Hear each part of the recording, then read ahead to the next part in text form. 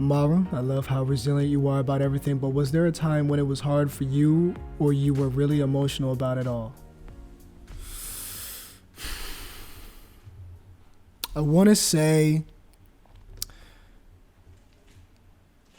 maybe my resilience is to a fault, but because, and this is going to be like a kind of like a corny actor response, but I do want to be like emotionally, like sometimes I used to think like, am I even connected to it at all? Or am I just too resilient? So sometimes I like try to just really dive into it and really think about it so that I can have a better understanding and connection with my mother. So I'm not being so resilient that I just push somebody away, if that makes sense.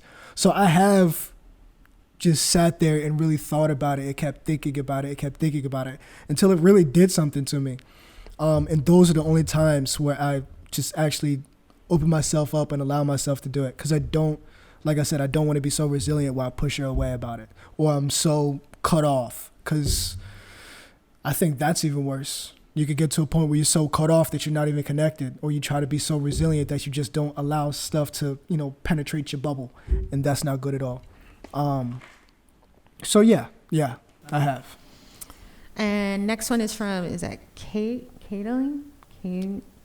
No, it's the same person who asked the question about the husband thing. Okay, so you said you're becoming bitter and pushing men away and tired of disappointment. And your hubby is awesome. Someone thinks you're awesome, honey. Yes. So, look, I know that you could become bitter. I know I've seen that. I've done that. But you have to be open to love aside from being sick.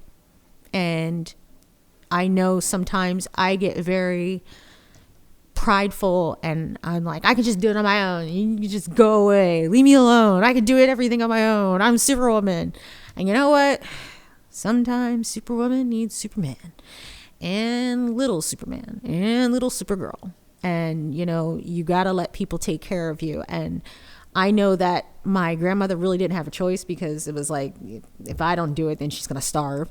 And my mom, the same thing. So I just inserted myself and I know how to do that. But when people try to do that to me, I just like kick them and be like, no, get away, even though I'm half dead.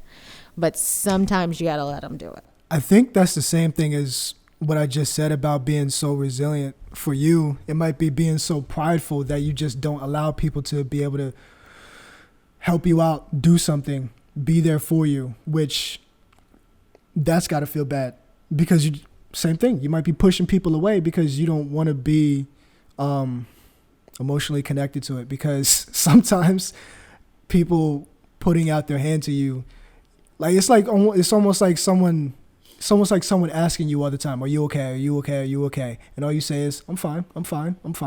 Until at some point you actually just say, no, I'm not fine, which is perfectly okay. I encourage people to just let that stuff out. I used to be like on the opposite end of that, but let it out. It's good for you. You know how good a good cry feels? And then when you go to sleep afterwards, it's the best sleep in the world. But you got to let that stuff out because it's good to let it out. Oh, we have someone from the British Virgin Islands.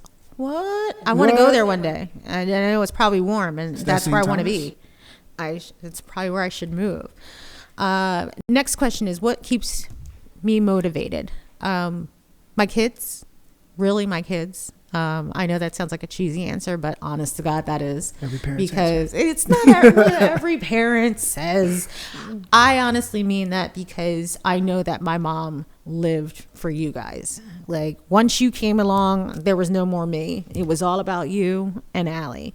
And Antonio, there's a 10-year difference, so it was a little bit different. But you know what? That made her day, that her last few years. And I told you the story a million times. Right before she died, because she had a surgery, she just stayed and played with you and your sister for almost 6 hours straight.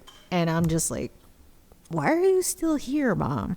She's like, oh, I just want to play. And she was playing Legos with you guys, whatever you wanted to do. And I'm like, that's weird. Like, usually she'll come over and she would watch you, because when we would be working, and then she would leave. And she didn't want to leave. And I'm just like, okay. But me seeing you guys happy and knowing that I can plow through it, that's what gets me through the day. Not and also showing people that you can still live, but at the top is you guys.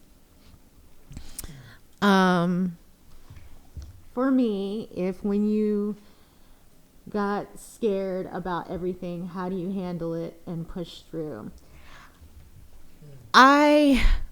Honest to God, I am probably the worst person in my head. And I'm always telling, stop it. You really need to push through this. You're bigger than this. I'm literally coaching myself all the time whenever I'm going through something and yelling at myself and saying, stop being a wuss. You need to get through this. You can go ahead and do this, motivating myself. And it's very hard because you're basically arguing with yourself. And so I have that conversation all the time in my head and pushing through. You can do this. There are babies with cancer. Babies with cancer are getting through this. You are a grown woman. Literally, that's what I say in my head. And I think about, there are a lot of kids out there going through the struggle that do not deserve it, didn't ask for it, didn't eat something wrong, nothing. And so why should I say anything? And then I also think back to my Nana. She was in the bed for 20 years, the last 20 years of her life. And she was probably one of the happiest people. I have never heard her complain, even when I had to wipe her butt. It was more like she had the look on her face like, I feel really bad about this, but she always had a smile on her face. And I think about that and I'm like, if she could not complain, and people today, when we're going through the coronavirus, can't go anywhere and they're complaining, I can't go to a restaurant, blah, blah, blah. She couldn't go into a restaurant for the last 20 years of her life. How am I going to take her in a hospital bed? That's what I think about. There's so many motivating factors for me, but my life, my upbringing, I know was a lot different, not normal. I like this next question. Which one? Yes, you should visit one day. Yeah, the one. Yeah. Do you experience the health disparities amongst Black women? Absolutely. There are times when I go into the ER, and the last few times, because of one time, and I know that it was probably half COVID motivated, and I came in excruciating pain, and they're just like, what do you want? And I'm trying to explain to them, like, look, it's hurting here. This is happening. My sister is in the healthcare industry. She's actually a pharmacist. And she was doing a study on, the pain that Black women go through, and it has to be explained in a certain way. Serena Williams, I read when I was in one of my Insomniac episodes, that when she was having her daughter, she had to explain, and she's a woman with money. And when I go to the emergency room now, I always start off with, look, I'm not trying to be a druggie. I'm in excruciating pain, and I will have my doctor call you. But I've been turned away. I have had to yell and fight. One time I had to make a PowerPoint presentation detailing all of the symptoms that I was having and listing it for them. Because if you don't come there sometimes, even though they have your information on Epic, which is the medical system, it's better when they can actually see something.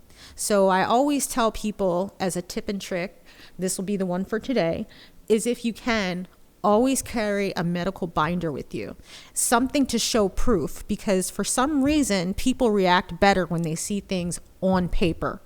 So I have no problem, and I tell people all the time, I have the cell phone numbers of most of my doctors because I've probably chewed every one of them out and then made them feel good.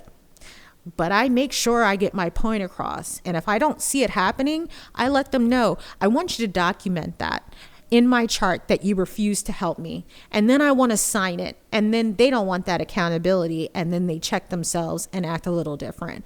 So that's another little thing. Make sure you let them know, hey, guess what pays your bills? My insurance, homie. So you're going to do what I ask. I want this done. I want this test. And when you refuse to help me, I want you to document it, and I'm going to sign it saying that I heard you say you refuse to help me. Those things help, but yes, I do feel as though with my medical history and with someone non-brown, I'm going to say non-brown, has the same thing, they will probably get faster care. Also make sure that you go to, there's public versus private hospitals. So that's another thing. We're going to take one more question if anybody else is out there, and then we're going to wrap it up. I've been privileged to not have that issue with my doctors and the British thing, but I'm a nurse and work with them. I also find that many times, and especially in the ER, do not understand lupus. They actually don't. You know what? A funny story. The second has a binder too. Huh? She says she has a binder too, just like you do. Yes. The second time I went to the ER about a couple months ago, when you go in, there's an intake nurse, and she was asking, what's wrong? What disease do you have? And I said, lupus. And she's like, how do you spell that? And as soon as she said that to me, my face was like, why is she here? She's a nurse. You don't know how to spell lupus? It's not a very long word. And then she asked me what it was. And I was like, so when I got to the next nurse, I said, don't have her out there. I just want to let you know. She doesn't even know what lupus is. And honestly, a lot of people don't know what it is. But if you're in the healthcare industry, is that not in the book? Is that really not in the book? I think this is the part of, I guess this conversation, this part of their life that are like really we can easily say it affects all of us, and like we can see it because being with the hospital with you and, dealing with these doctors and all this stuff and all the stuff that you tell me that I'm not there for or that my dad's there for. And some people are idiots. Or some people, man, there was one time, I don't know if you remember it, but the one time the doctor tried to say something about your kidneys, and I swear he was trying to scare you. And I really almost got disrespectful in there and told him to shut up before I slap him and kick him out.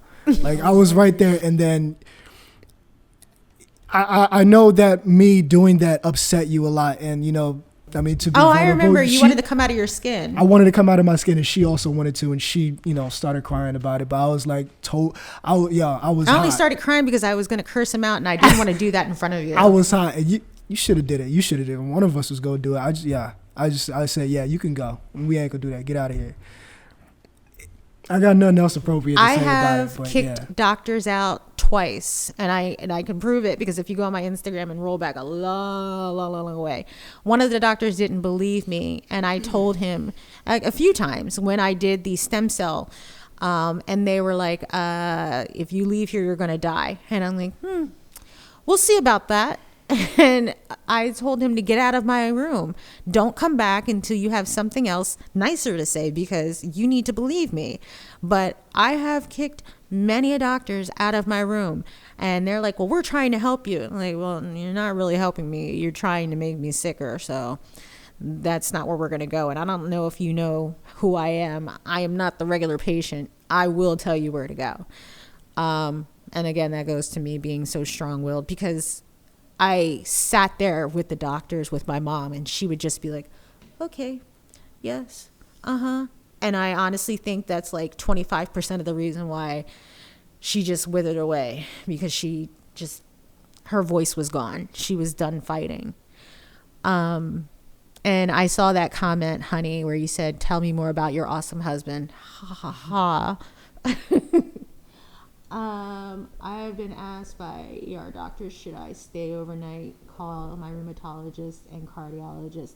Yes. So I cut it out right now. Anytime that I know that I'm really, really sick and I'm not sick to the point where I'm incoherent, I call my rheumatologist and my regular doctor or my cardiologist, because I do have heart problems, and I tell them what's going on and ask them to please call the ER before I get there. Because if you are sick, when you get there, you have to tell the intake nurse, you have to tell another nurse, then you have to tell the ER doctor, then you have to tell someone else that's a social worker. So you're repeating yourself so many times that it's like, if I can just have this cut to the chase and them call and say, look, I have a patient coming in for this, that cuts out a lot, because at that point you're already in pain and you're frustrated and you don't want to repeat yourself 50 times. And you're like, did you not talk to the nurse? I thought that was the reason why I just told the nurse. So I get it. And but I want to make sure that I know I could go about this all day, and we're going to make sure that we get everything out there and people are heard, because I'm tired of having the conversation and telling people, look, I have this, I have lupus. And unless you take the time out to Google it, or you have someone in your life that has it, no one really knows. So at least if I know I'm leaving a legacy and letting my kids know that I've lived a good life and I have helped people and educated people, that makes me feel good, and that makes me feel as though my purpose is met. Next week, we're going to have Jessica, and if you're still on Jessica, talk about her diseases. She also has several different autoimmune diseases. She is wonderful. She works as a surgical tech and is doing TikToks all the time, and she's a fun-loving person, so we're going to get to know her. And we'll have very many other guests here bringing other information, different views, because I want to hear about other diseases, because they kind of are the same, just a little bit different name. But thank you guys for joining me tonight. And again, sorry that it took so long, technical difficulties first time, but this will be shared and edited, and I will be putting it back up on my page, my website, on Facebook. It'll be everywhere. Look, we're taking this global, all right? I already hit the British Virgin Islands, okay? So I'm happy about that. So boom, making waves. Yes. Out there. If I had like an earphone or something. But thank you everyone for tuning in. I love you guys and hope to talk to you soon. I hope you have a fantastic week. Anything changes, I will let you know. Same time, same place, probably in here. But have a fantastic week. Bye, guys. See ya. Thanks for tuning in.